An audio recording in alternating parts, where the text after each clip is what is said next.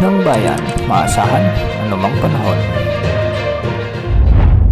Magandang araw po sa ating lahat. Ngayon ay araw ng Biyernes, November 8, 2025 at narito na ang pinakauling update sa magiging lagay ng ating panahon. Sa kasalukuyan ay shear line at northeast monsoon ang nakakaapekto sa malaking bahagi ng northern Luzon, samantalang may epekto pa rin ang easterlies sa ilang bahagi ng ating bansa.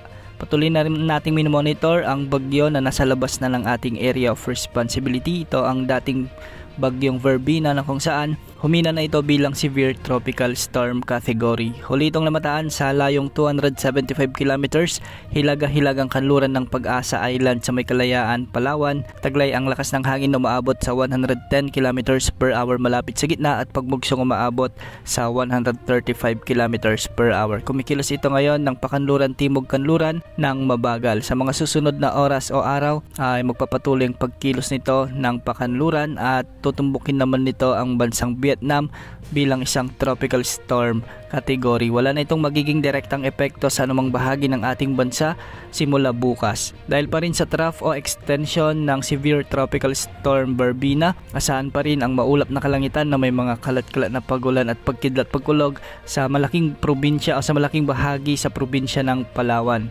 Dahil dito pinag-iingat natin ang mga nakatira dito sa banta ng mga biglang pagbaha o pagguho ng lupa, lalo na kung may mga katamtaman at minsan ay malalakas na pag-ulan. Shearline naman ang weather system na nakakaapekto ngayon sa may Apayao, Kalinga, Mountain Province, Ifugao, Cagayan, Isabela, Quirino at ang Nueva Vizcaya. Makakaranas ang mga lugar na ito ng maulap na kalangitan na may mga kalat-kalat na pagulan at isolated thunderstorms at posible ring magdulot ng mga biglang pagbaha at pagguho ng lupa ang shearline nito kung may mga umiiral na katamtaman at malalakas na pag-ulan. Samantala dahil naman sa amihan o northeast monsoon, asahan naman ang maulap na papawirin na may mga kasamang pag-ulan ngayong araw sa may Ilocos Region, Batanes at sa nalalabing bahagi ng Cordillera Administrative Region. Mag-ingat po dahil posible pa rin ang banta ng mga biglaang pagbaha o pagguho ng lupa, lalo na kung may mga katamtaman at minsan ay malalakas na pag-ulan. Easterlies o ang mainit na hangin mula sa karagatang Pasipiko naman ang inaasahang magdadala ng mainit na panahon, makulimlim,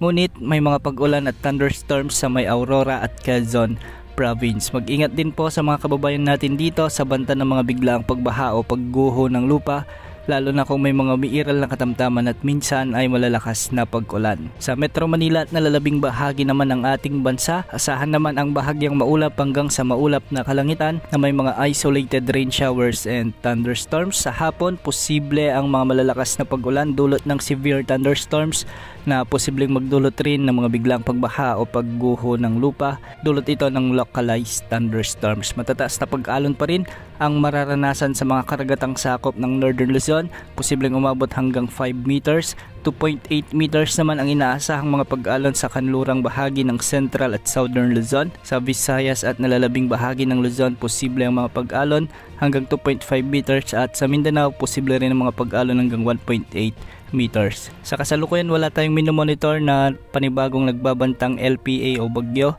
sa susunod na 2 oras, ngunit mapapansin natin sa labas ng ating area of responsibility sa silangan ng Mindanao ay may kumpol ng mga kaulapan dito at base sa mga pagtataya ay may posibilidad itong lumakas bilang LPA sa mga susunod na araw. Patuloy nating i-monitor ang cloud clusters na ito at manatiling nakantabay sa ating channel sa mga susunod na update. Yan muna ang latest sa langit ng panahon. Ito po ang weather update ng bayan, maasahan anumang panahon.